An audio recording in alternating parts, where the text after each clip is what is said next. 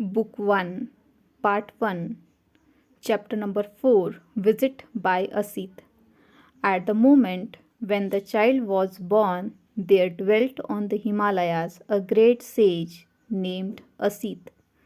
Asit heard that the gods over the space of the sky were shouting the word Buddha and making it resound. He beheld them waving their garments and coursing hither and thither in delight. He thought, what if I were to go and find out the land in which he was born? Surveying with his divine eyes the whole of the Jambudip, Asit saw that a boy was born in the house of Shuddhodhan, shining with all brilliance, and that it was over his birth that the gods were excited. So the great sage Asit with his nephew Nardatta rose up and came to the abode of Raja Shuddhodhan and stood at the door of his palace. Now Asit the sage saw that at the door of Shuddhodhan's palace many 100,000 beings had assembled. So he approached the doorkeeper and said, Go, man, inform the Raja, a sage is standing at the door. Then the doorkeeper approached Shuddhodhan and with clasped hands said, Know, O Raja, that an aged sage, old and advanced in years, stands at the door and says that he desires to see you. The king prepared a seat for Asit and said to the doorkeeper, Let the sage enter. So coming out of the palace, the doorkeeper said to Asit, Please go in. Now Asit approached King Shuddhodhan and standing in front of him said, Victory, victory, O Raja, may you live long and rule thy kingdom righteously.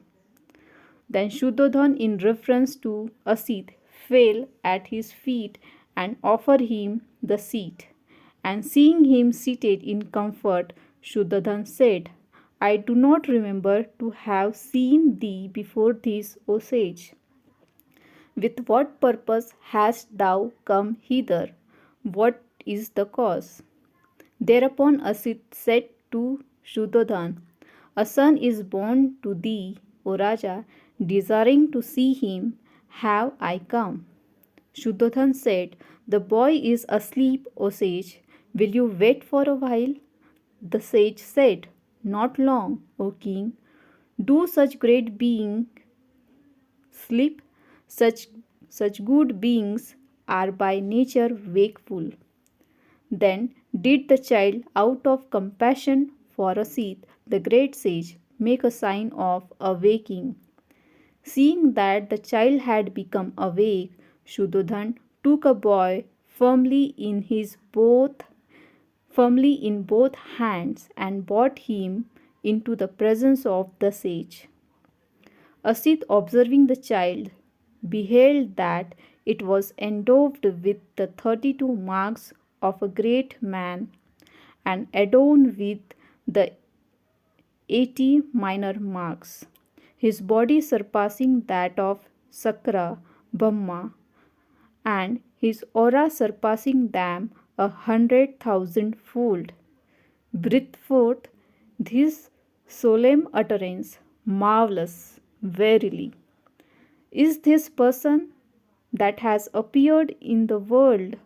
And rising from his seat, clasped his hands, fell at his feet, made a rightwise circuit round, and taking the child in his own hand, stood in contemplation.